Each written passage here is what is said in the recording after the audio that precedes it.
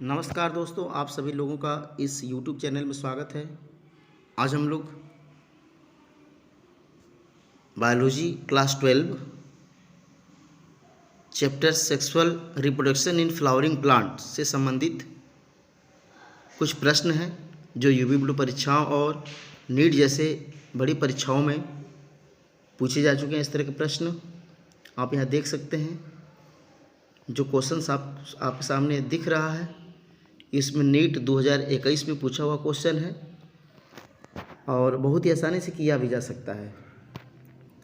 इसमें क्वेश्चन पूछ रहा है, परिपक्व अवस्था में एक प्रारूपी आवृतबीजी अर्थात एक जो टिपिकल एंजियोस्पर्म्स होता है उसके भ्रूणकोश का मतलब ये हुआ एम्ब्रियो सैक निम्नलिखित में से कौन सा होता है। तो एक अगर हम देखें हैं मैच्योर एम्ब्रियो सैक, तो उसमें क्या क्या दिखता है आप ध्यान से देखेंगे तो एक सेल होगी, उसके बगल बगल सिनर्जिड्स होती हैं 2 ठो, तो 3 सेल हो गई।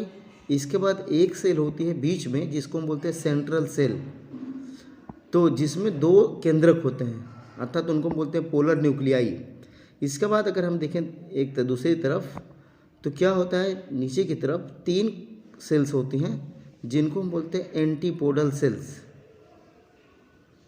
माइक्रोपाइल के अपोजिट होता है एंटीपोडल सेल्स, और इसमें भी 3 सेल, तीनों में एक एक केंद्रक, अर्थात कुल मिला के जो सेल्स हो गई हमारी वो कितनी हो गई आप ध्यान से समझिए। अगर आप एक एम्ब्रियो सैक बना रहे होंगे तो आपके दिमाग में ये बात आ रही होगी कि एम्ब्रियो सैक मान लीजिए सपोज दैट यह एक एम्ब्रियो सैक है, और आप यहाँ देखेंगे तो ऐसे क्या होता है, बीच में एग होती है। क्या होती है?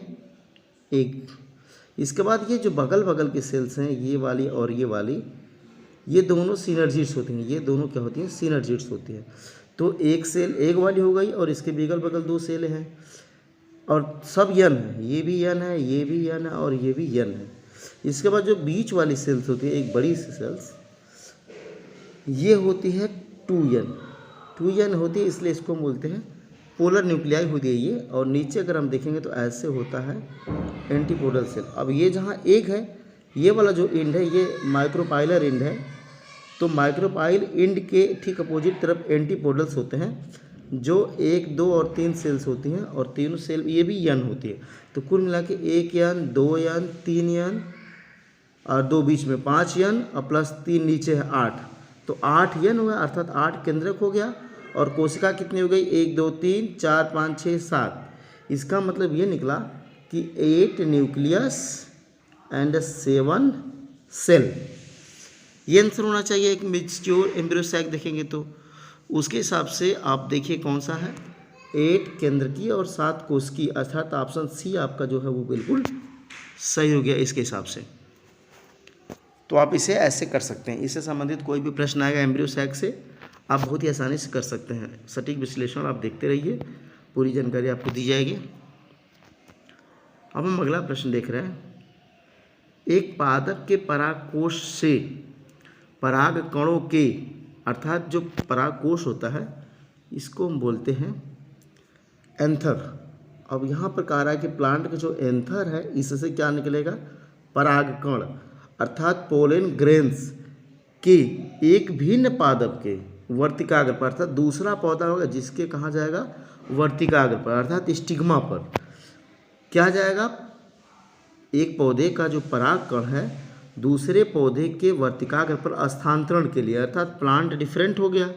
जब प्लांट डिफरेंट हो गया तो हमने आपको बताया था वहाँ पर होती है जीनोगैमी। क्या होती है?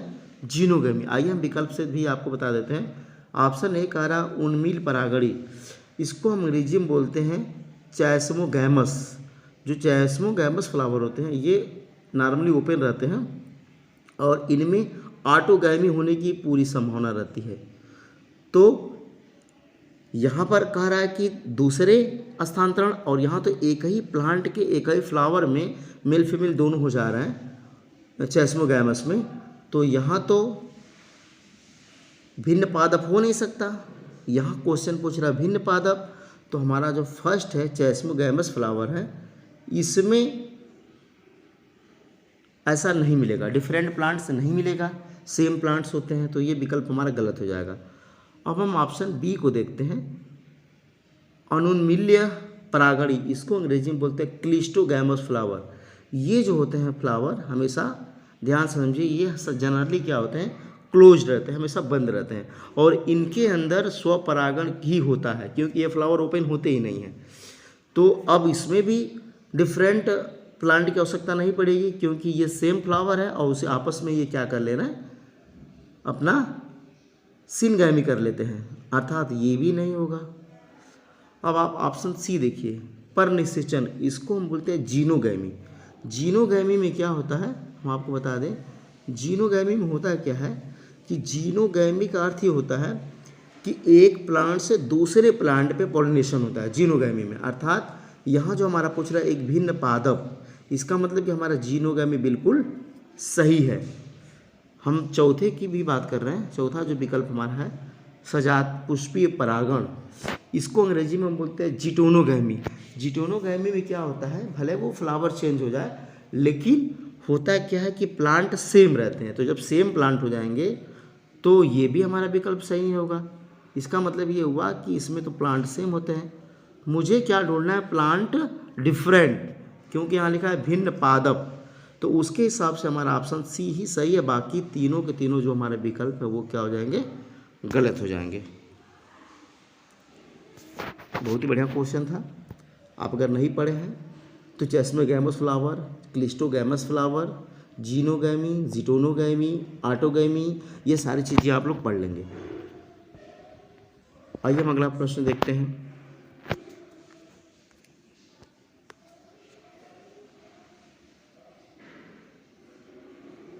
चलिए, ये भी प्रश्न आप देख सकते हैं। जो प्रश्न है मैक्सिमम कई बार बोर्ड एग्जाम्स में पूछे गए हैं, नीट में पूछे गए हैं। आप इनको देखिए ध्यान से, इन प्रश्नों को कैसे इनका आंसर हम देंगे, देने का प्रयास भी आप लोग करिए, कमेंट बॉक्स में ज़रूर देंगे। निम्नलिखित में से किसमें उसके जीवन काल में केवल एक बार ही पुष्पन होता है। अब जरा आप सोचिए कि ऐसा कौन सा प्लांट है जिसके जीवन काल में केवल एक ही बार फ्लावरिंग होती है। तो अगर आप आम देखते होंगे तो जो फ्लावरिंग है कई बार होती है, हर ईयर होती है। कटहल में भी वही स्थिति है, पपीता में भी वही स्थिति है। बहुत ही आसान क्वेश्चन है और नीट 2018 में पूछा हुआ है। तो आप समझ सकते हैं कि जब आम हमेशा फ्लावरिंग करता है, कटहल फ्लावरिंग करता है, पपीता फ्लावरिंग करता है, तो हो सकता है कि जो बांस स्पीसीज है इसका फूल आप नहीं देखते होंगे, लगभग 50 वर्षों में या उससे अधिक वर्षों में एक बार ये फ्लावरिंग करता है। इसकी कुछ स्पीसीज है। तो यहाँ जो होगा आपका विकल्प वो हो जाएगा ऑप्शन सी। अब इसकी कौन सी स्पीसीज है इसके बारे में भी मैं आपको अभी अवगत करा रहा हूँ। वह जो स्पीसीज है बांस की वह है मेलोकाना बाम्बूसाइडी। इसमें होता है क्या है कि यह 50 से 100 वर्ष की जो अवस्था होती है, इतने दिनों तक वह वेजिटेटिव फेज में रहती है। फिर जाकर के यह क्या करती है, फ्लावरिंग करती है। उसके बाद इस पौधे की मृत्यु हो जाती है। तो बांस की कौन सी स्पीसीज थी, हमने बताया मेलोकाना बाम्बूसाइडी। यह लगभग 50 से 100 साल की एज में जाकर के फ्लावरिंग करती है और फिर इसके बाद इसकी डेड हो जाती है, एक बार पुष्पन करने और फल देने के बाद। तो ये बहुत ही इंपॉर्टेंट क्वेश्चन है, आप इसे नोट कर लेंगे, मेलोकाना बाम्बूसाइडी। नेक्स्ट क्वेश्चन हम देख लेते हैं। पुष्पीय पादपों में निषेचन के पश्चात विकास के विषय में निम्न में से कौन सा कथन गलत है। अब बात हो रही है कि जो पुष्पीय पौधे अर्थात फ्लावरिंग प्लांट है, इनमें जब फर्टिलाइजेशन होता है तो फर्टिलाइजेशन के बाद क्या क्या चेंजिंग होते हैं, इनमें कौन सा कथन गलत है। गलत पूछा हुआ, ये भी ध्यान देंगे। तो क्या गलत है, ये भी क्वेश्चन देखिए नीट 2019 में पूछा हुआ है। सारे इंपॉर्टेंट क्वेश्चन हैं, इनको हम देखते हैं। अंडाशय फल में विकसित हो जाता है। जब ओवरी मैच्योर होती है फर्टिलाइजेशन के बाद, तो हम क्या करते हैं, वो चेंज हो जाती है फ्रूट में। अर्थात हमारा जो फर्स्ट विकल्प है ये तो सही है, ये सही है। इसका मतलब पूछ रहा है गलत क्या है, कथन गलत ढूंढना है। युग्मनज भ्रूण का विकास करता है। जो जायगोट बनता है निषेचन के बाद वह एम्ब्रियो बनाता है, ये भी सही है। फिर कहा जा रहा है कि केंद्रीय कोशिका भ्रूणपोष में विकसित होती है। केंद्रीय कोशिका भ्रूणपोष, भ्रूणपोष को बोलते हैं एंडोस्पर्म। अर्थात जो सेंट्रल सेल होती है, जब निषेचन होता है तो वो हो जाता है 3N एंडोस्पर्म। तो ये भी सही है, जो सेंट्रल सेल होती है वो क्या बना लेती है, एंडोस्पर्म बना लेती है। तो इसका मतलब कि जो विकल्प हमारा बचा ऑप्शन डी इस प्रश्न के हिसाब से गलत यही है। बीजांड भ्रूणपोष में विकसित होता है। भ्रूणपोष में कौन विकसित होता है, हमने कहा कि सेंट्रल सेल, ओव्यूल नहीं। तो यहाँ दे रहा है ओव्यूल, इसका मतलब ये हुआ कि ये जो विकल्प है हमारा विकल्प के हिसाब से यही सही है, क्योंकि ये गलत है, ये कथन गलत है। क्योंकि बीजांड जो होता है, ये बीजांड का मतलब ओव्यूल्स या इंडोस्पर्म नहीं बनाता है, बल्कि इंडोस्पर्म कौन बनाता है, सेंट्रल सेल बनाती है। तो इसका मतलब हमारा ऑप्शन डी सही हो जाएगा। अब हम अगला प्रश्न देखते हैं। बीज में अपशिष्ट बीजांड काय को क्या कहते हैं। अपशिष्ट माने बचे हुए, बीजांड काय को बोलते हैं न्यूसेलस। क्या होता है कि कुछ पौधों में जो न्यूसेलस होता है वो बच जाता है और एक पतली सी लेयर बना लेता है अपनी, तो वो क्या कहलाता है। तो हमने बताया था कि उसको हम बोलते क्या है, आप इसके बारे में विधिवत जानते हैं, नाभिका। आप इसके बारे में बहुत अच्छे से जानते होंगे, यदि नहीं जानते हैं तो आप जान लीजिएगा। हम आपको बता देते हैं। निभाग, जैसे निभाग लिखा हुआ है इसको बोलते हैं चैलजा, नाभिका को बोलते हैं हीलम, फिर परिभ्रूणपोष को बोलते हैं पेरिस्पर्म। पेरिस्पर्म अर्थात कह रहा है कि जब न्यूसेलस बच जाता है तो उसको हम क्या बोलते हैं, तो उसको हम बोलते हैं पेरिस्पर्म बोलते हैं। आशा है आप इस बात को समझ पा रहे होंगे। यदि इसका एग्जाम्पल देखना चाहते हैं तो आप नोट कर सकते हैं, काली मिर्च, चुकंदर या लिली, इस तरह के एग्जाम्पल्स आपको ध्यान में रखना होगा कि ये जो होते हैं वो पेरिस्पर्म्स होते हैं, अर्थात न्यूसेलस का कुछ भाग बच जाता है जो एक पतली सी लेयर बना लेता है, इसको हम बोलते हैं पेरिस्पर्म। नेक्स्ट क्वेश्चन देखिए।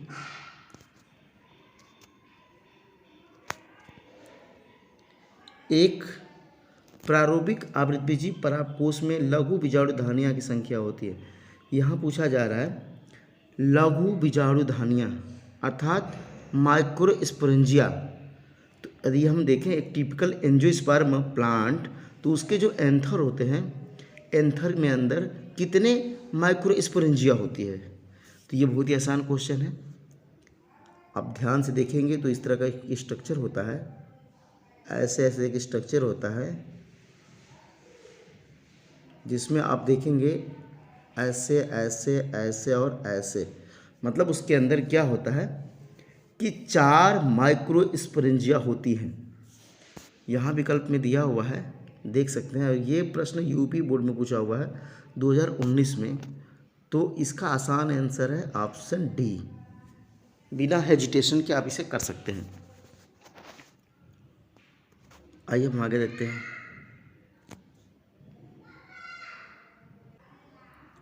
आइए इन प्रश्नों को देखते हैं। पादप का वह कौन सा भाग है जिसमें 2 पीढ़ी, एक पीढ़ी दूसरे के अंदर होती है। ध्यान से समझिए इस प्रश्न को आप लोग। यहाँ लिखा हुआ है पराग कोश के अंदर पराग कण, अर्थात इम्ब्रियो जो परागकोश होता है इसको हम बोलते हैं एंथर। एंथर के अंदर परागकण, अर्थात आप देखेंगे तो एंथर का अगर आप सेक्शन काटेंगे तो उसके अंदर आपको 4 माइक्रोस्पोरेंजिया दिखती है। और उसके अंदर माइक्रोस्पोरेंजिया के अंदर क्या होता है कि माइक्रोस्पोर होते हैं, अर्थात पराग कण होते हैं। तो अर्थात ये वाला विकल्प तो हमारा सही मिल गया।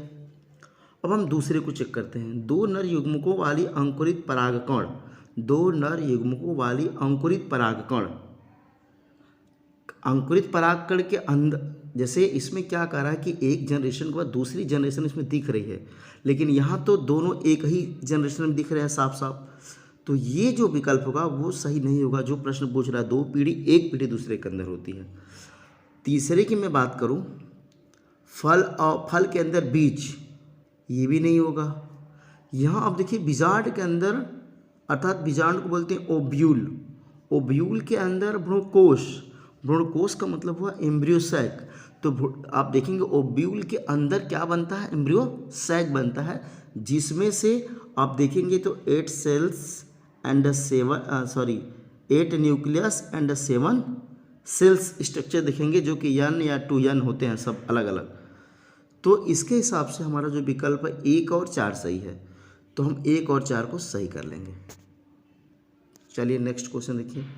बीजांड का पिंड बीजांड वृंत से कहाँ पर संलयित होता है? यहाँ पर पूछा जा रहा है बीजांड का पिंड। यदि मैं मान लूँ एक स्ट्रक्चर, सपोज दैट कि यह हमारा एक ओब्यूल है, यह एक हमारा ओब्यूल है, ध्यान से समझिए। सपोज दैट यह हमारा एक ओब्यूल है। तो पूछा जा रहा है कि बीजांड का पिंड अर्थात ये वाला भाग जो है, ये वाला भाग है, ये वाला, यह बीजांड वृंत इसको हम बोलते हैं। ये वाला भाग हमारा फ्यूनिकिल्स है जिसको हम बीजांड वृंत कहते हैं, और ये वाला भाग हमारा ओब्यूल का पिंड है। क्या है? ओब्यूल का पिंड है। तो ये दोनों जो भाग होते हैं कहाँ पर संलयित होते हैं, कहाँ मिलते हैं? तो आपको यदि याद होगा तो यहाँ पर आप ध्यान देंगे, जहाँ पर ये मिलते हैं इनको हम बोलते हैं हीलम। क्या बोलते हैं? हीलम। इसके ऊपर अगर आप देखेंगे तो यहाँ चैलेजा हो जाएगा। ठीक, इसके ऊपर अगर अपोजिट आप यहाँ देखिए, सबसे ऊपर यहाँ पर, तो क्या हो जाएगा? माइक्रोपाइल हो जाएगा। इस तरह का जो ओब्यूल्स होता है, आर्थोट्रोपस ओब्यूल्स होता है।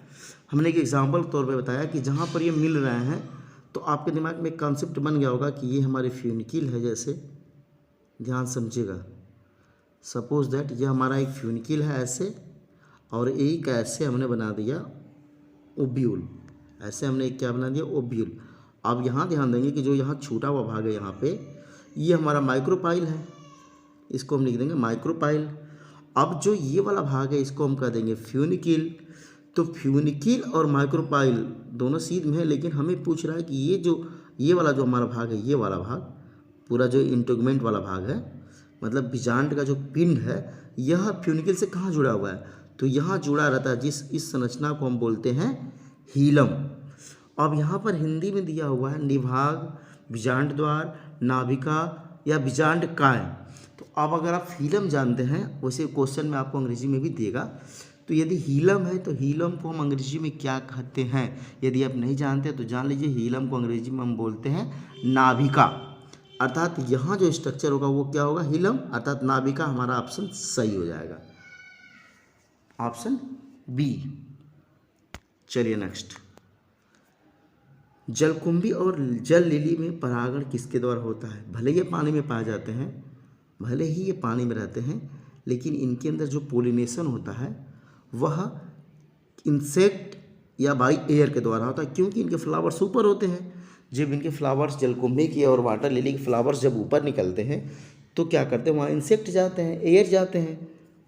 तो ये जो होगा परागण इनमें कैसे होगा? इंसेक्ट एंड वायु, अर्थात ऑप्शन इसका बी सही हो जाएगा। बिल्कुल सही, आप इसे लगा सकते हैं। आइए हम नेक्स्ट देखते हैं। क्योंकि यहाँ कह रहा है कि केवल जल धाराओं द्वारा, ऑप्शन ए कह रहा है जल द्वारा, तो जब ये जल के ऊपर रहते हैं तो जल तो वहाँ पहुँच नहीं पाता है, इसलिए यह वाला ऑप्शन गलत हो जाएगा। केवल जल धारा, ये भी गलत हो जाएगा। वायु और जल, जहाँ भी जल आया ये गलत हो गया। ठीक है, क्योंकि जल के ये ऊपर होते हैं इसके फ्लावर, जलकुंभी और वाटर लिली के, इसलिए जल के द्वारा बिल्कुल नहीं होगा, इंसेक्ट एंड एयर के द्वारा होगा। आइए नेक्स्ट देखते हैं। कुछ पादपों में फल के बनने में पुष्पासन का योगदान होता है, ऐसे फलों को क्या कहते हैं? देखिए ये भी क्वेश्चन, सब क्वेश्चन आप ध्यान से देखिए, ये सब क्वेश्चन नीट में पूछे हुए क्वेश्चन। देखिए इसे आप हल्के में मत लीजिए, नीट 2020 में पूछा हुआ प्रश्न है।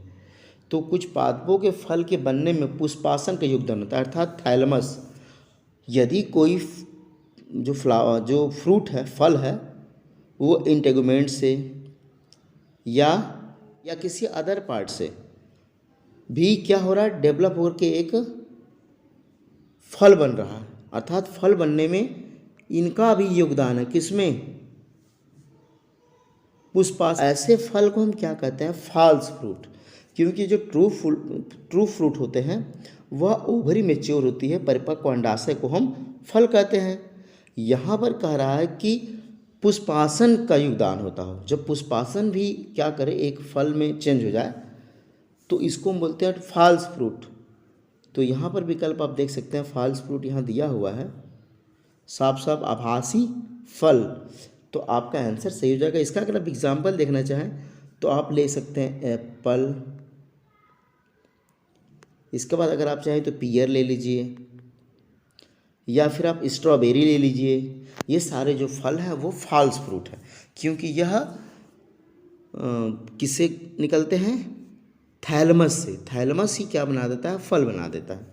तो इनको बोलते हैं फॉल्स फ्रूट। चलिए नेक्स्ट क्वेश्चन हम देखते हैं। वायु परागित पादपों के विषय में निम्नलिखित कौन सा कथन गलत है? ये भी नीट का क्वेश्चन है, आप देख सकते हैं नीट 2020 में पूछा हुआ है। सारे प्रश्न इंपॉर्टेंट है, आप जरूर देखिए इनको।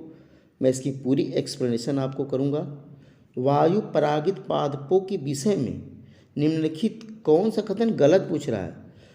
ध्यान समझिए। जो भी वायु परागित पुष्प होते हैं, क्योंकि उनको एक स्थान से दूर दूर तक जाना होता है, तो बहुत छोटे छोटे होते हैं और काफ़ी संख्या में ये होते हैं, निकलते हैं। तो जो पोलन ग्रेन्स होते हैं, ध्यान समझिएगा, तो प्रत्येक अंडाशय से बहुत सी बीजांड, ये तथ्य सही नहीं है, बिल्कुल सही नहीं है। अगला हम देखते हैं कि पुष्प छोटे होते हैं और चमकीले रंग के नहीं होते हैं। जो एयर पोलिनेटेड होते हैं, ऐसे फ्लावर्स को कलरफुल होने का कोई मतलब नहीं है। अगर वो कलरफुल होते तो वो क्यों एयर पोलिनेटेड होते? फिर तो वो इंसेक्ट के द्वारा परागित होते। अर्थात जब वो चमकीले रंग के नहीं होते हैं तो यह कथन सही है, यह कथन सही है। ऑप्शन सी देखिए जरा आप लोग। परागकण हल्के और गैर चिपकने वाले होते हैं। जैसे ध्यान समझिएगा, परागकण हल्के और गैर चिपकने वाले होते हैं। जब वो चिपकने वाले होंगे, अर्थात किससे चिपकेंगे? इंसेक्ट से। तो कह रहा कौन सा कथन गलत है? तो ये भी सही है। आसानी से जा करके स्टिग्मा पर चिपक जाए। हवा में उड़ते जा रहा है परागकण, और परागकण जैसे ही पहुँचे स्टिग्मा के पास, क्या हो जाए? वो वहाँ जाकर चिपक जाए। इसका मतलब ये भी सही है, होना चाहिए। अस्पष्ट प्रदर्शित पुंकेसर और वर्तिकाग्र होते हैं। ये इनके फ्लावर थोड़े ऊपर निकले रहते हैं, ताकि जब हवा के साथ पोलन ग्रेन्स आए तो आसानी से इनका पोलिनेशन हो जाए। इसलिए अस्पष्ट पुंकेसर और वर्तिकाग्र होते हैं। तो इसका मतलब कि ये जब बी वाला सही है, सी वाला सही है, डी वाला सही है, तो कौन सा कथन गलत होगा? इसका मतलब कि हमारा जो सही आंसर हो जाएगा वो हो जाएगा ऑप्शन ए, क्योंकि यह कथन गलत है। चलिए नेक्स्ट क्वेश्चन।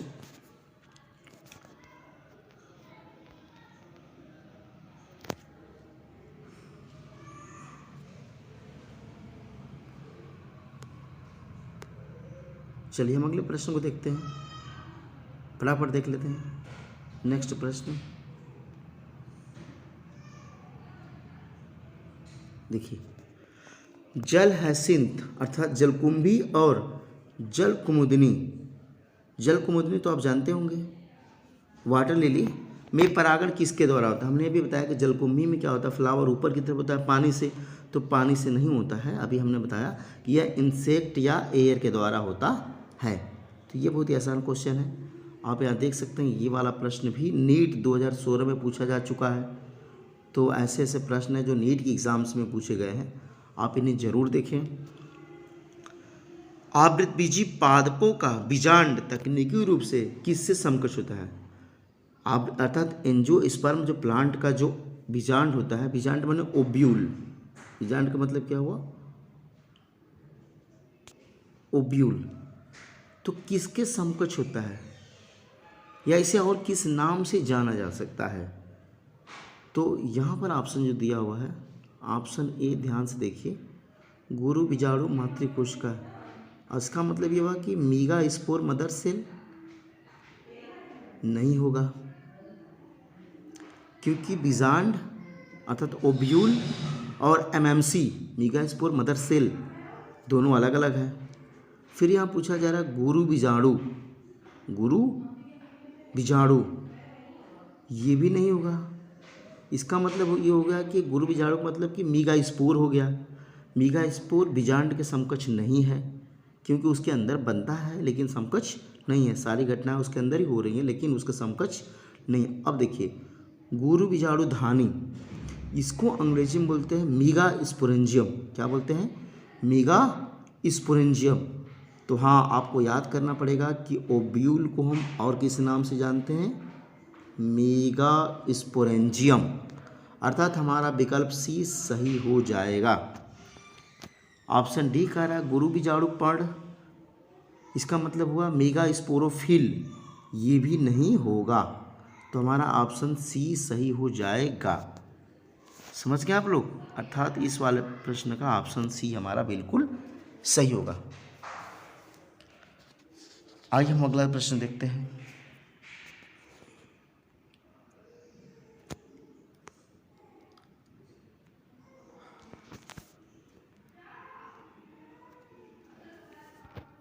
पराग नलिका का अध्यावरण द्वारा बीजांड में प्रवेश कहलाता है। बहुत ही इंपॉर्टेंट क्वेश्चन है, आप इसे अच्छे से समझेंगे, आप लोग देखेंगे, क्योंकि यह प्रश्न बहुत ही इंपॉर्टेंट है।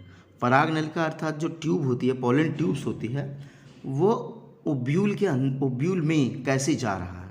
जनरली आप देखते होंगे, अगर डायग्राम याद होगा आप लोगों को, तो ये जो डायग्राम है, ध्यान से देखेंगे अगर आप लोग, तो ये जो डायग्राम है, ऐसे इस तरह का कुछ डायग्राम होता है, जिसको हम क्या कहते हैं, ये वाला एंड हमारा माइक्रोपाइल होता है। तो जनरली माइक्रोपाइल से ही पोलन ट्यूब्स एंट्री करती है अंदर की तरफ, और वो फिर इसके अंदर आप देखेंगे तो एम्ब्रियो सैक होता है, जिसके अंदर हमारे एग पड़ा रहता है, क्वींस है समझ लीजिए, जिसको फर्टिलाइज्ड करना है। तो जनरली कहाँ से एंट्री हो रही है, माइक्रोपाइल एंड से। लेकिन पूछा गया है यहाँ पर, आप देखेंगे कि अध्यावरण द्वारा, अर्थात ये वाला भाग हमारा इंटेगुमेंट है, और इंटेगुमेंट में से यहाँ से न जाकर के माइक्रोपाइल वाले एंड से, बल्कि कहाँ से जा रहा है, ध्यान से समझिए, माइक्रोपाइल वाले एंड से ना जाकर के, बल्कि कहाँ से जा रहा है, वो जा रहा है इंटेगुमेंट से। यहाँ आप देखिए, तो जब इंटेगुमेंट से जाता है तो इसको हम क्या बोलते हैं, तो इंटेगुमेंट से यदि एंट्री होती है तो इसको हम आपको बता देते हैं क्या कहते हैं। यदि आप नहीं जानते हैं तो जान लीजिएगा, इसको बोलते हैं मीजोगैमी। क्या बोलते हैं इसको हम, मीजोगैमी। अब यहाँ पर विकल्प दिया हुआ है चैल्जोगैमी। चैल्जोगैमी कब होता, जब वह चैल्जा की तरफ से जाता, वो इंटेगुमेंट से जा रहा है, तो इसका मतलब ये हुआ कि चैल्जोगैमी नहीं होगा, चैल्जोगैमी नहीं होगा। अब कह रहा है कि पोरोगैमी। पोरोगैमी कब होता है, जब आपका ऐसे माइक्रोपाइल वाला एंड था, हमने बताया अभी जस्ट, और जब यहाँ से जा रहा है माइक्रोपाइल से, तो इसको हम बोलते हैं पोरोगैमी। क्या बोलते हैं, पोरोगैमी। और जब यहाँ पर जो चैल्जा है, चैल्जा की तरफ से जा रहा है, तो इसको हम बोलते हैं चैल्जोगैमी। तो न तो आप ध्यान दीजिए, न तो चैल्जोगैमी है और न तो पोरोगैमी है। वो जब इंटेगुमेंट से जा रहा है पोलन ट्यूब्स, तो इसको हम क्या बोलेंगे, इसका मतलब इनमें से दोनों नहीं होगा और न इनमें से कोई होगा। तो हमारा जो आंसर हो जाएगा इनमें से कोई नहीं, इनमें से कोई नहीं। और उसे हम कहते क्या है, इंटेगुमेंट को, उसको हम कहते हैं मीजोगैमी। अगर इसका आप एग्जाम्पल देखना चाहें मीजोगैमी का, तो कुकुरबिटा में होता है। इसका एग्जाम्पल आप नोट करेंगे मीजोगैमी का। मीजोगैमी का एग्जाम्पल आप क्या नोट करेंगे, ध्यान से समझिए। मीजोगैमी अर्थात जो इंटेगुमेंट्स होकर जाता है, इसका आप एग्जाम्पल नोट करेंगे कुकुरबिटा। यदि मैं बात करूँ चैल्जोगैमी की, जो चैल्जा से होकर जाता है, तो इसका एग्जाम्पल अगर आप नोट करना चाहें तो कर सकते हैं कैजुरैना। और बात करें पोरोगैमी, तो ये generally most of the plant में इसी तरह से होता है। तो आपने देखा ये भी कैसे हो रहा है, बहुत ईजिली हो रहा है। चलिए हम अगला प्रश्न देख लेते हैं फटाफट। बहुभ्रूणता खोजी गई, पॉली एम्ब्रियोनी की डिस्कवरी की गई, किसके द्वारा की गई, ये भी क्वेश्चन आप यहाँ देखिए, नीट के क्वेश्चन है सब। नीट जो है वो यूपी बोर्ड 2017 में पूछा हुआ प्रश्न है, तो ये भी इंपॉर्टेंट क्वेश्चन है, ये भी आ सकता है एग्जाम में। तो बहुभ्रूणता खोजी गई, इसकी डिस्कवरी किसने की, तो आपको बता दें पॉली एम्ब्रियोनी की जो डिस्कवरी हुई थी, इसको एंटोनी वान लीवेनहॉक ने की थी 1791 में। कब की थी, 1791 में। 1791 में किसने की, लीवेनहॉक ने की। फर्स्ट ऑप्शन हमारा सही है। यदि मैं बात करूं महेश्वरी की, तो ये भी बहुत ही फेमस बॉटनिस्ट है महेश्वरी, और इनका जो कंट्रीब्यूशन रहा है महेश्वरी का, वो रहा test tube fertilization of angiosperm, ये भी बहुत इंपॉर्टेंट है। इसके बाद हम मैं बात करूँ विंकलर द्वारा, तो विंकलर की जो इम्पोर्टेंस है, जो डिस्कवरी है, वो आप जान चुके होंगे। इन्होंने 1908 में 1908 में 1908 में इन्होंने क्या डिस्कवरी की थी? एपोमिक्सिस की। एपोमिक्सिस, ये आप जान लीजिए, बहुत ही इंपॉर्टेंट प्रोसेस है एपोमिक्सिस। ये यूपी बोर्ड में पूछा हुआ प्रश्न है, एपोमिक्सिस। तो इनकी डिस्कवरी थी एपोमिक्सिस। किसकी डिस्कवरी? विंकलर की। आपने देखा महेश्वरी टेस्ट ट्यूब फर्टिलाइजेशन उन्होंने किया एंजियोस्पर्म का। बचे आपके पास कपूर द्वारा, ये भी रिलेटेड है। जो कपूर है ये एसेक्सुअल रिप्रोडक्शन या वेजिटेटिव रिप्रोडक्शन से संबंधित है। अर्थात इन विकल्प के हिसाब से poly embryony was discovered by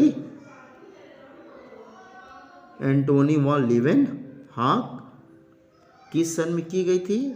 ये बात मैंने भी आप लोगों को जस्ट बताई कि 1791 में, 1791 में। तो ये भी बहुत इंपॉर्टेंट क्वेश्चन है। चलिए नेक्स्ट, द्विनिषेचन किसके द्वारा प्रदर्शित किया जाता है? डबल फर्टिलाइजेशन की बात चल रही है।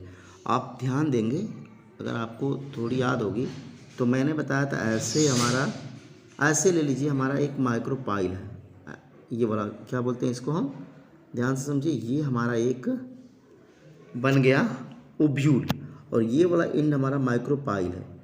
इसके बाद हम देखते हैं अंदर हमारा एम्ब्रियो सैक है। एम्ब्रियो सैक के अंदर क्या होता है? ऐसे बीच में एक होता है, बगल बगल सिनर्जिड्स होती हैं, और इसके बाद बीच में सेंट्रल सेल है और नीचे एंटीपोडल है। अब ध्यान समझिए, इसमें होता है क्या है, जो ये वाला एग है हमारा, जो मेल न्यूक्लियस आता है, वह एक जो मेल न्यूक्लियस है वो इसको फ्यूज कर देता है और बना देता है जाइगोट। क्या बन जाता है? 2n zygote. जबकि जो दूसरा वाला मेल न्यूक्लियस होता है वो आता है और किसको फर्टिलाइज करता है? इसको। एक ने तो इसको कर दिया, दूसरा वाला जो आया वो किसको फर्टिलाइज कर दिया? सेंट्रल सेल को। जब वो सेंट्रल सेल को फर्टिलाइज कर दिया तो वो हो गया 3n, क्योंकि ये ऑलरेडी 2n था। अब ये 3n इंडोस्पर्म बन गया। एक तो जाइगोट बन गया जो एक के साथ फर्टिलाइज किया, और दूसरा वाला जो सेंट्रल सेल के साथ किया वो हो गया 3n, क्योंकि सेंट्रल सेल के पास 2 न्यूक्लियाई होते हैं जिसको हम पोलर न्यूक्लियाई कहते हैं, कुल मिला के 3n। तो एक निषेचन तो एक के साथ हुआ और एक निषेचन सेंट्रल सेल के साथ हुआ, अर्थात 2 बार निषेचन हुआ। तो कहा जा रहा है, क्वेश्चन जो पूछा गया है कि द्विनिषेचन किसके द्वारा प्रदर्शित किया जाता है? तो यह होता है एंजियोस्पर्म प्लांट में। किस में होता है? एंजियोस्पर्म प्लांट में। चलिए नेक्स्ट क्वेश्चन देखते हैं। एक आवृत बीजी पादप में कार्यशील गुरु बीजाणु से अब क्या विकसित होता है? यहाँ पर कहा गया कार्यशील गुरु बीजाणु। गुरु बीजाणु किसको बोलते हैं? मेगा स्पोर को बोलते हैं। Functional mega spore, functional mega spore. तो जो फंक्शनल मेगा स्पोर है उससे क्या विकसित होगा? मेगा स्पोर क्या बनाएगा? जो मेगा स्पोर है वो आगे जाकर डेवलप होगा, और डेवलप होकर क्या बनाएगा? ध्यान समझिए, एक भ्रूण कोष बनाएगा। क्या बनाएगा? एक भ्रूण कोष। आप यहाँ देख सकते हैं क्या बनाएगा? एक भ्रूण कोष। अगर कोई दिक्कत होगी तो आप लोग जरूर पूछेंगे। मैं यहाँ बता दे रहा हूँ कि जो एक कार्यशील गुरु बीजाणु है अर्थात फंक्शनल मेगा स्पोर है, वो जाके क्या बना देता है? एम्ब्रियो सैक बनाता है। आप देखे होंगे डायग्राम तो आपको याद होगा, जो एमएमसी होती है, मेगा स्पोर मदर सेल होती है, वो बनाती है मेगा स्पोर। फिर वो मेगा स्पोर जनरली होता है क्या है कि 4 मेगा स्पोर बनते हैं। एक, अगर मैं बात करूँ एमएमसी की, तो एमएमसी से वैसे क्या बनता है? 4 मेगा स्पोर बनता है, जिसमें 3 क्या होते हैं? डी जनरेट हो जाते हैं। जो बचता है उसको हम बोलते हैं फंक्शनल, और ये जाकर के बनाता है एम्ब्रियो सैक, जिसके अंदर क्या बनता है? आप समझ गए होंगे, बीच में एक सेल, बगल बगल सिनर्जिड, सेंट्रल सेल और एंटीपोडल, इस तरह का स्ट्रक्चर बनता है। तो कौन बना रहा है? आप समझ गए होंगे कि एक जो बच जाता है, 3 तो डी जनरेट हो जाते हैं क्योंकि मेयोसिस होती है मेगा स्पोर मदर सेल से, लेकिन जो फंक्शनल बचता है वो बनाता है भ्रूण कोष, एम्ब्रियो सैक का निर्माण करता है। तो ये भी आप समझ गए होंगे। अगर आप नीट की तैयारी कर रहे होंगे तो इस तरह के प्रश्न आप लोग बहुत ही ईजिली समझ पाएंगे। हालांकि थोड़ा कठिन लग रहा होगा, लेकिन मैंने सारी चीज़ें एक्सप्लेन कर रखी है, दिक्कत नहीं होनी चाहिए आप लोगों को। आइए हम नेक्स्ट क्वेश्चन देखते हैं। एक लिंगाश्रयी पुष्पी पादप निम्नलिखित में किन दोनों को रोकते हैं? सोचिए जरा कितना इंपॉर्टेंट क्वेश्चन है। कि क्या रोकते हैं, क्या नहीं होने देते हैं जो एक लिंगाश्रय प्लांट होते हैं, अर्थात ऐसे प्लांट जिसमें केवल एक लिंग हो। यदि एक लिंग होगा तो क्या उसमें ऑटोगैमी हो सकती है? नहीं होगी। पादक अर्थात मान लो ये एक प्लांट है, उस पर मान लो कोई एक फ्लावर है और उस फ्लावर्स में क्या है, या तो वो फीमेल है या तो वो मेल है। सपोज दैट मैं मान लेता हूँ ये फीमेल है। जब ये फीमेल है तो मुझे बताओ क्या आप लोग ऑटोगैमी हो पाएगी? जब इसी प्लांट पे मेल और फीमेल दोनों रहता तब होती, तो ऑटोगैमी नहीं होगी। क्या नहीं होगी यही पूछा जा रहा है, किन दोनों को रोकते हैं ये पूछा गया है। तो ऑटोगैमी नहीं होगी, ध्यान रहे कि ऑटोगैमी नहीं होगी। चलिए एक तो हमने मिल गया हमको कि ऑटोगैमी नहीं होगी ऐसे प्लांट में। लेकिन क्या जीनोगैमी हो सकती है? बिल्कुल जीनोगैमी होगी, क्योंकि दूसरे प्लांट से पोलिनेशन हो जाएगा इसका। तो इसका मतलब इसके हिसाब से हमारा ये विकल्प क्या हो गया? गलत हो गया। ऑप्शन बी हम देखेंगे तो ऑटोगैमी बिल्कुल नहीं होगी इसमें, तो ठीक है ये भी नहीं होगा। क्या जिटोनोगैमी को रोक पाएंगे ये लोग? बिल्कुल रोक पाएंगे, क्योंकि जिटोनोगैमी के लिए भी एक ही प्लांट में मेल फ्लावर और फीमेल फ्लावर होना जरूरी है। तो जब इसमें मेल फ्लावर या फीमेल फ्लावर दोनों नहीं है तो जिटोनोगैमी भी नहीं होगी। इसका मतलब ये हुआ कि हमारा ऑप्शन बी सही हो गया। ऑप्शन सी की मैं बात करूं, आइए इसको भी हम देख लेते हैं। यहाँ कह रहा है सजात पुष्पी अर्थात जिटोनोगैमी। मुझे बताओ जरा, जिटोनोगैमी इस पौधे में तो नहीं होगी ना? बिल्कुल नहीं होगी, बिल्कुल सही है, जिटोनोगैमी नहीं होगी। लेकिन जीनोगैमी तो होगी। इसका मतलब दोनों तो हम नहीं रोक पा रहे हैं ना, तो ये भी हमारा ऑप्शन गलत है। अब हमारा ऑप्शन डी देखिए, क्लिस्टोगैमी में क्या होता है कि एक ऐसा फ्लावर होता है जिसमें हमेशा बंद रहता है, मेल फीमेल दोनों होते हैं और ये हमेशा बंद रहता है। तो इसमें क्या ऑटोगैमी रोक पाएंगे? ऑटोगैमी नहीं रोक पाएंगे, ऑटोगैमी इसमें होगी। ठीक है, जब ऑटोगैमी इसमें हो रही है तो ये जो हमारा प्लांट है, जब इसमें एक ही है कोई, मान लीजिए चाहे मेल है चाहे फीमेल है, तो क्या इसमें क्लिस्टोगैमी होगी? नहीं होगी, क्लिस्टोगैमी नहीं होगी, क्योंकि क्लिस्टोगैमी के लिए एक ही फ्लावर मेल फीमेल दोनों होने चाहिए। तो क्लिस्टोगैमी तो नहीं होगी, नहीं होगी। इसका मतलब कि ये नहीं होगा, क्लिस्टोगैमी नहीं होगा। लेकिन जीनोगैमी तो होगा। जब दोनों सही नहीं है तो ये भी गलत हो गया। इसका मतलब हमारा ऑप्शन बी ही बिल्कुल सही है। आइए नेक्स्ट क्वेश्चन हम देखते हैं। अट्रैक्टेंट्स और रिवार्ड्स किसके लिए आवश्यक होते हैं? किसी को आकर्षित करना और उसको क्या करना? रिवॉर्ड्स देना। तो अट्रैक्ट करने के लिए क्या होता है? इंसेक्ट को अट्रैक्ट किया जाता है, एयर को तो अट्रैक्ट किया नहीं जाता है, वाटर को तो अट्रैक्ट करेंगे नहीं। क्लिस्टोगैमी में हमेशा क्लोज रहता है फ्लावर्स, तो क्या होगा? इसका तो बहुत ही आसान क्वेश्चन है कि इंसेक्ट को ही अट्रैक्ट किया जाता है और उसके बदले उसको रिवार्ड्स मिलता है, पोलेन वो क्या करते हैं, नेक्टर उक्टर लेके जाते हैं। तो ये एक इम्पॉर्टेंट क्वेश्चन था, नीट 2017 का पूछा हुआ है। कीट जो है इंसेक्ट पोलिनेशन है, इसमें अट्रैक्ट और रिवार्ड्स के लिए आवश्यक होते हैं। चलिए नेक्स्ट क्वेश्चन देखते हैं। वे पुष्प जिनमें अंडाशय में एक बीजांड होता है और वे एक पुष्प क्रम में बधे रहते हैं, सामान्यतः किसके द्वारा परागित होते हैं? ऐसे प्रश्न बहुत ही इंपॉर्टेंट प्रश्न है। कहा जा रहा है वे पुष्प जिसमें अंडाशय में एक बीजांड होता है, ओवरी में ओव्यूल होता है, और वे एक पुष्प क्रम में बधे रहते हैं, तो सामान्यतः किसके द्वारा ये परागित होते हैं? इनमें परागण किसके द्वारा होता है? ये बहुत ही इंपॉर्टेंट क्वेश्चन है। आप देख सकते हैं कि इनको हम कैसे करेंगे, आप ज़रा विचार लगाइए, आप अपना थोड़ा समय लीजिए, अपने कमेंट्स भी देते रहिए आप लोग। तो कैसे इनको हम करेंगे ध्यान से बताइए आप लोग। अगर आप इसके कमेंट्स दे पाते तो दीजिए। चलिए कोई बात नहीं, हम बता देते हैं। एक्चुअली में होता क्या है कि ऐसे जो फ्लावर्स होते हैं वो हवा के द्वारा परागित होते हैं। किसके द्वारा? हवा के द्वारा। अब आइए नेक्स्ट क्वेश्चन। दोहरा निषेचन क्या होता है? Double fertilization. अभी हमने जस्ट बताया कुछ देर पहले कि एक जो होता है, आप ध्यान से समझिए, ऐसे ऐसे एम्ब्रियोस, एक ओव्यूल है ये, और इस ओव्यूल के अंदर हम क्या देखते हैं कि एम्ब्रियो सैक है। एम्ब्रियो सैक के अंदर क्या देखते हैं कि यहाँ मैं एम्ब्रियो सैक अलग से निकाल कर बना रहा हूँ, तो आप देखते होंगे ऐसे ऐसे बीच में एग है किनारे किनारे सिनर्जिड्स है, फिर यहाँ सबसे बीच में हमारा सेंट्रल सेल होती है और नीचे एंटीपोडल होती है। तो एक निषेचन होता है यहाँ पर एक का, और दूसरा वाला जो निषेचन होता है वो होता है सेंट्रल सेल का। तो इसको हम बोलते हैं दोहरा निषेचन। अब आपका विकल्प क्या कह रहा है, ध्यान समझिए।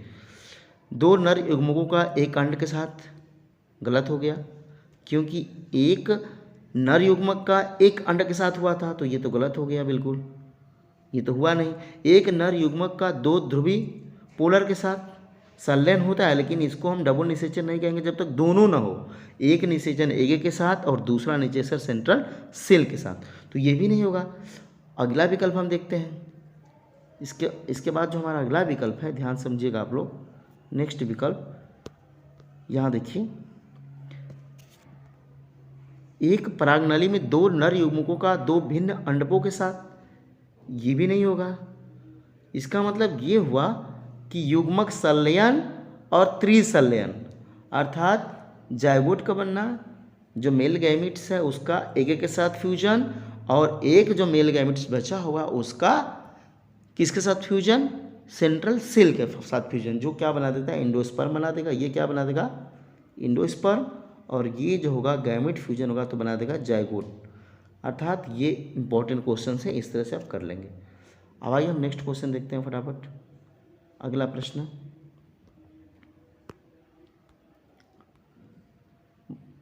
बस काफ़ी समय हो गया, अब हम क्लोज करेंगे।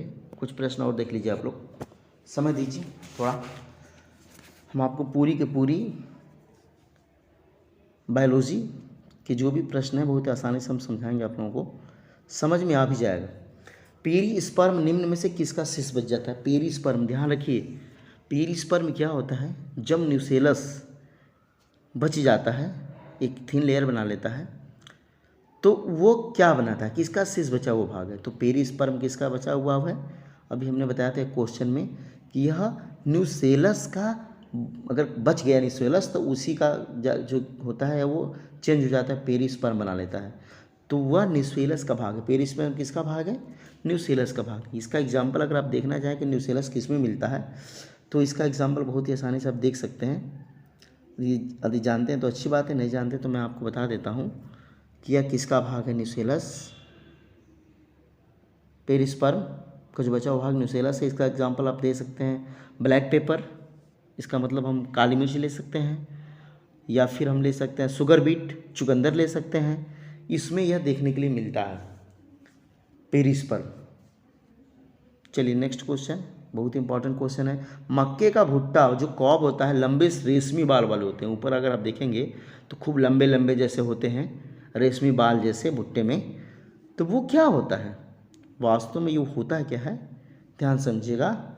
वो लंबी वर्तिकाएं जो पराग कणों को ग्रहण करने में सहायक होती है, वो बड़ी बड़ी क्या होती हैं, स्टाइल होती हैं। क्या होती है, स्टाइल होती है।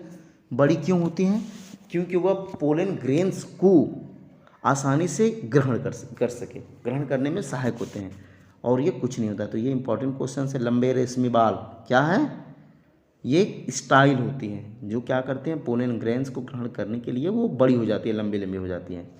बहुत ही इंपॉर्टेंट क्वेश्चन है। चलिए नेक्स्ट, परागकण की भीतरी परत निम्न में से किसकी बनी होती है, पोलन ग्रेन्स की अंदर की।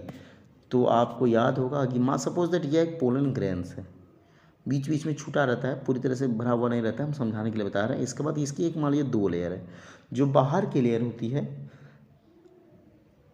यह काफ़ी मजबूत होती है और ये बनी होती है स्पोरोपोलेनिन की बनी होती है, जबकि अंदर वाली जो लेयर होती है वह किसकी बनी होती है, पेक्टिन और सेलुलोज की बनी होती है, अर्थात पेक्टो सेलुलोज की बनी होती है। तो ये भी इम्पॉर्टेंट है। जो बाहर की है स्पोरोपोलिलीन है, यह एंजाइम एसिड रेजिस्टेंट होती है, इसके ऊपर किसी का असर नहीं पड़ता है, बहुत ही मजबूत होती है। जबकि अंदर वाली जो लेयर होती है सेलुलोज, पेक्टोसेलुलोज होती है, जो सेलुलोज और पेक्टिन की बनी होती है। तो पोलन ग्रेन्स की ये जो दो लेयर हैं, इसे आप जरूर याद कर लीजिएगा। हमारा ऑप्शन क्या हो जाएगा इसमें, बी सही हो जाएगा, पेक्टोसेलुलोज, क्योंकि यहाँ भीतरी परत पूछा है। अगर बाहरी परत पूछता तो हम क्या लगा लेते, स्पोरोपोलेनिन। चलिए नेक्स्ट क्वेश्चन देखते हैं। एक बीजपत्री भ्रूण में बीजपत्र की स्थिति होती है। अगर आपको ध्यान होगा तो एक बीजपत्री पौधों में जो बीजपत्र होता है उसको हम स्कुटेलम कहते हैं। और ये जो हमारी एम्ब्रियोनल एक्सिस होती है, एक्सिस इसके एक तरफ होते हैं। कहाँ होते हैं ये? एक तरफ होते हैं, एक्सिस से एक तरफ होते हैं। इनको हम बोलते हैं पार्श्व। क्या बोलते हैं? पार्श्व। न तो नीचे रहते हैं न तो ऊपर रहते हैं, बल्कि कहाँ रहते हैं? एम्ब्रियोनल एक्सिस के ऐसे बगल में रहते हैं, एक तरफ। तो इसका मतलब कि ये हमारा ऑप्शन बी सही हो जाएगा। क्या हो जाएगा ऑप्शन बी सही हो जाएगा हमारा, पार्श्व में रहते हैं। नेक्स्ट, द्विगुणित दीर्घ बीजाणु मातृक कोशिका से सीधे ही द्विगुणित भ्रूणकोश के निर्माण में। बहुत ही बढ़िया क्वेश्चन है। यहाँ कह रहा है द्विगुणित अर्थात 2n दीर्घ बीजाणु मातृ कोशिका अर्थात मेगा स्पोर मदर सेल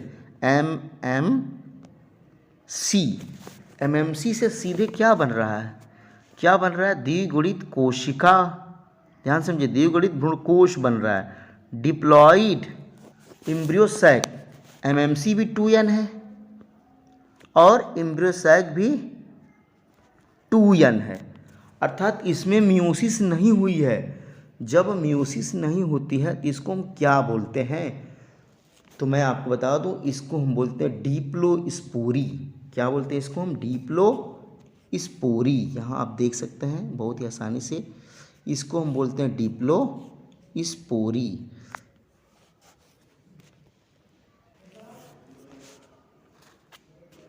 तो आप समझ गए होंगे कि ये जो MMC है अर्थात मेगा स्पोर मदर सेल है, ये 2n है और ये डिप्लॉइड एम्ब्रियोसैक भी 2n है। तो बिना मियोसिस के 2n से 2n एम्ब्रियोसैक बन गया। इसका मतलब कि इसको हम बोलते हैं डिप्लोस्पोरी। इसका एग्जाम्पल अगर आप लेना चाहें तो ले सकते हैं, एक्जेरिस डेंटेटा इसका एग्जाम्पल है।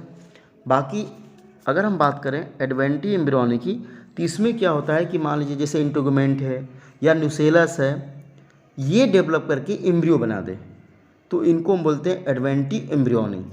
अगर हम एम्फी मिक्सिस की बात करें, इसमें क्या होता है? ट्रू फर्टिलाइजेशन एक तरह से होता है, मेल गैमेट फीमेल गैमेट के फ्यूजन होता है, जायगोट बनता है। तो ये आप कर लेंगे ऐसे। अब हम नेक्स्ट क्वेश्चन देखते हैं, फटाफट देख लेते हैं, आइए।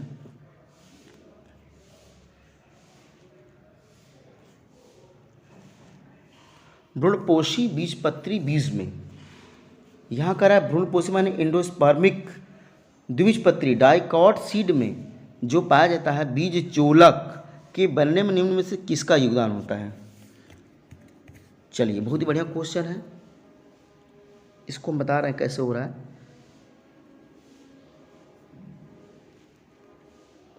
अगर आप कैस्टर देखे होंगे रेडी, तो कैस्टर बीन में क्या होता है कि जो इंटेगुमेंट होती है, पहले हम थोड़ा सा आप लोगों को कुछ एक्सप्लेनेशन देना चाहते हैं कि जो मान लीजिए सपोज दैट इंटेगुमेंट है, यह एक ओब्यूल है और ये एक ओब्यूल का क्या है? ये ओब्यूल है। सपोज दैट ओब्यूल का ये वाला भाग इंटेगुमेंट है।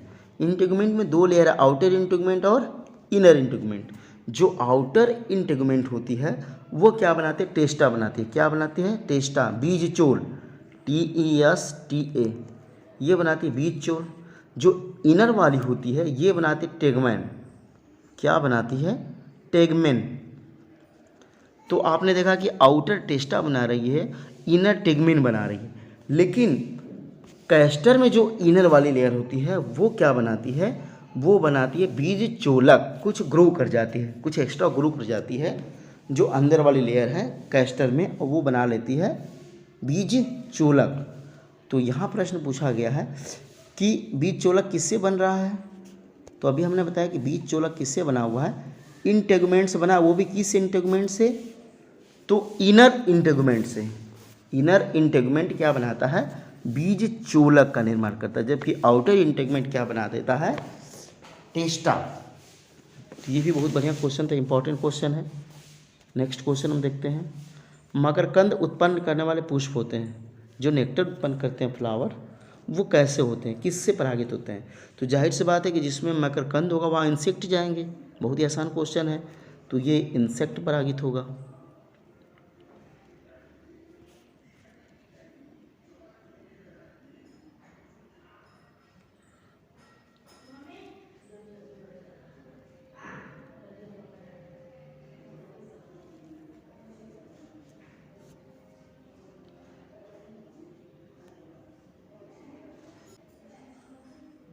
अब हम अगला प्रश्न देखते हैं। सबसे अधिक प्रतिरोधी जैविक पदार्थ है, बहुत इंपॉर्टेंट क्वेश्चन है, जिसके ऊपर न तो एसिड का असर होता है, न तो एंजाइम का असर होता है, न किसी केमिकल का असर होता है। वो होती है आप पोलन ग्रेन्स की बाहरी परत स्पोरोपोलेनिन। यहाँ देख लीजिए, बहुत इंपॉर्टेंट है। न इसके ऊपर एंजाइम का अटैक हो सकता है, कोई असर पड़ेगा, न एसिड का, न किसी केमिकल्स का। वर्षों वर्षों तक ऐसे पड़े रहते हैं। तो ये बहुत इंपॉर्टेंट क्वेश्चन है। नेक्स्ट क्वेश्चन, कीट परागित पुष्पों में परागण होता है। जो भी फ्लावर हैं जिसमें कीट परागण होता है वो कैसे होते हैं? तो कीट परागित जो भी होंगे उनकी एक विशेषता तो जरूर होगी कि वो चिपचिपे होंगे। आखिर इंसेक्ट के शरीर में जब तक वो चिपकेंगे नहीं तब तक वो किसी दूसरे प्लांट के पास कैसे जाएंगे? तो चिपचिपा होना जरूरी है, रंगीन होना जरूरी है। तो अब आप विकल्प में देखिए, ऑप्शन ए तो बिल्कुल गलत हो गया, ऑप्शन बी हल्का और चिपचिपा ये सही है, लेकिन ऑप्शन डी में भी रंगीन दिया भाई। यहाँ देखिए, लेकिन यहाँ भारी से कोई मतलब नहीं है, इसमें मेन चीज़ होती है कि चिपचिपा। तो वो क्या होते हैं, जितने भी पोलन फ्लावर भले रंगीन होते हैं लेकिन जो पोलन ग्रेन्स होते हैं परागकण वो स्टिकी होते हैं और आसानी से चिपक जाते हैं कीटों के शरीर पे, और फिर वो दूसरे किसी प्लांट पे जाकर के पोलिनेशन में मदद करते हैं। तो ऑप्शन बी हमारा बिल्कुल सही है। परागकण मातृ कोशिका में गुणसूत्रों की संख्या होती है, बहुत इंपॉर्टेंट क्वेश्चन है, ये भी क्वेश्चन नीट में पूछा हुआ है। परागकण मातृ कोशिका में गुणसूत्रों की संख्या होती है, ये भी बोर्ड पूछा हुआ है। परागकण मातृ कोशिका का मतलब ये हुआ कि MMC मीगास्पोर मदर सेल ये होती है 2N, क्योंकि इसी से बनेगा मीगास्पोर, हो जाएगा N, तो ये द्विगुणित होती है। बहुत ही इंपॉर्टेंट क्वेश्चन है। MMC क्या होती है? डिप्लॉयड होती है, क्योंकि इसी से बनना है मीगास्पोर जो होकर हैप्लॉयड हो जाता है मियोसिस के बाद। तो MMC ही मियोसिस करके बनाती है मीगास्पोर, तो ये डिप्लॉयड होती है। नेक्स्ट, अधिकांश आवृतबीजी पादपों में क्या होता है? अर्धसूत्री विभाजन गुरु बीजाणु मातृ कोशिका में होता है, बिल्कुल सही है। MMC होती है जो मीगास्पोर मदर सेल, इसमें मियोसिस होती है, ये सही हो गया। नेक्स्ट, भ्रूणकोश में एक लघु केंद्रकी कोशिका होती है। भ्रूणकोश में एक लघु केंद्रकी कोशिका होती है, यहाँ ध्यान समझिए, कह रहा है कि भ्रूणकोश में अर्थात एम्ब्रियोसैक में एक लघु केंद्रकी, एम्ब्रियोसैक में लघु केंद्रकी कोशिका का मतलब क्या हुआ? माइक्रोस्पोर का क्या मतलब यहाँ पे है? ये जब बात चल रही है भ्रूणकोश की, फीमेल फ्लावर की, तो ये गलत हो गया। अब अगला विकल्प इसका आप देखिए, बस ख़त्म होने वाला है, लास्ट क्वेश्चन था इसका, लास्ट वाला जो अंतिम विकल्प है वो देख लीजिए। अंडे में तंतु रूप समुच्चय होता है, ये भी नहीं होता है। फिलामेंट का जो एग्रीगेट ऐसा नहीं होता है अंडे में, क्योंकि एक जो होता है इसमें कोई फिलामेंट नहीं है, तो ये भी गलत है। फिर बहुत सी एंटीपोडल्स कोशिकाएं होती हैं, मुझे बताओ जरा आप लोग कि बहुत सारी एंटीपोडल्स कोशिकाएं होती है कि केवल 3 होती है, तो ये भी गलत है। इसका मतलब हमारा जो ऑप्शन है वो ऑप्शन हमारा कौन सा सही है? यहाँ आप देख सकते हैं, ऑप्शन ए सही है। तो आपने देखा कि इस तरह के प्रश्न हम कैसे देख रहे हैं। अगर आपको इसी तरह की पूरी फुल एक्सप्लेनेशन चाहिए तो हम आपको अवेलेबल कराते रहेंगे समय समय पे। आप लोग इसे अपने दोस्तों में शेयर करिए। क्वेश्चन अगर समझ में आ रहे हैं तो आप और मेहनत करिए, आप नीट की तैयारी करिए। मैं आप लोगों को इस तरह के सारे क्वेश्चंस यूट्यूब के माध्यम से करवाते रहेंगे। हम लोग सीखेंगे कि कैसे नीट की तैयारी की जाती है, और जितने भी क्वेश्चन हैं चैप्टर वाइज हम लोग करेंगे। अगले वीडियो में हम इस तरह के और सारे प्रश्न लेके आएंगे जो आपके सामने रखेंगे, और इन प्रश्नों को हम एक एक करके हल करते जाएंगे, ताकि इन फ्यूचर आपको किसी भी तरह की दिक्कत का सामना न करना पड़े और आपकी बायोलॉजी बहुत ही अच्छी हो जाएगी। एक एक चैप्टर हम लोग पढ़ेंगे और ऐसे ढेर सारे प्रश्न हम बनाएंगे। तो अगर आप चैनल पर नए हैं तो सब्सक्राइब जरूर करें, अपने दोस्तों में शेयर करें, लाइक करें, कमेंट्स ज़रूर करें ताकि मुझे अच्छा लगेगा कि आप लोगों को समझ में आया है, और जहाँ समझ में नहीं आया है वो भी कमेंट्स आप करें ताकि मैं उसकी एक छोटी सी वीडियो बना के फिर पुनः अपलोड कर दूंगा या फिर कमेंट सेक्शन में मैं लिख दूंगा। थैंक यू, मिलेंगे अगली वीडियो में। जय हिंद।